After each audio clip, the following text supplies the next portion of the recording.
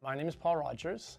I'm an architect and climate specialist at BAU Arkitekter in Stockholm. BAU works on a wide range of projects, from urban planning to housing or retail developments, but more unique properties such as embassies or airports. My role is as group leader to something called BAU Klimat. We're a group of 5 environmental specialists. We use computer simulation to assess how climatic forces interacted with buildings and outdoor spaces. Largely, we're assessing architects' designs. So our architect design team is putting forward designs, and our team looks at them and judges them in terms of energy consumption, airflow, daylight access, and thermal comfort, and then gives it back to the design team. And hopefully there's a dialogue there to do several iterations to improve the design. I love that we're able to take something as complex and beautiful as wind or daylight and be able to predict its behavior.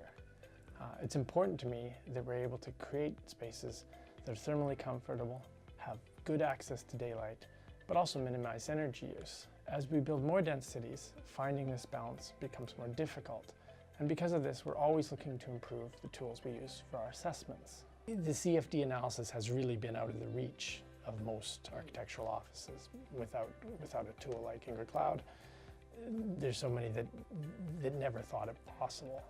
But hopefully that will start to change, and there'll be a little more recognition of that, yeah, as architects we should be doing this kind of work. Wind is very difficult when you start working with different scales. Its behavior is chaotic.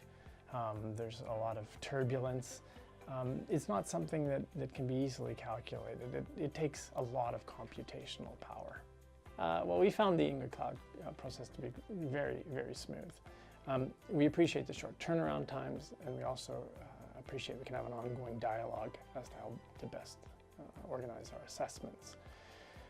We've done our own wind simulations, and the greatest challenge has been really the amount of calculation time to get a result. And wind software, simulation software, is notoriously unstable, a bit fickle. It's been a general challenge to try to keep things on time and budget.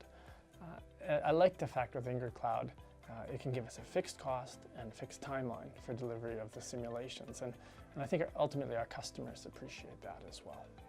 Anybody working with tall buildings or dense urban environments should use this kind of study. To get the most out of Ingrid Cloud, I would say it's good to have somewhat of a familiarity with wind simulation and a general understanding of the behavior of the wind.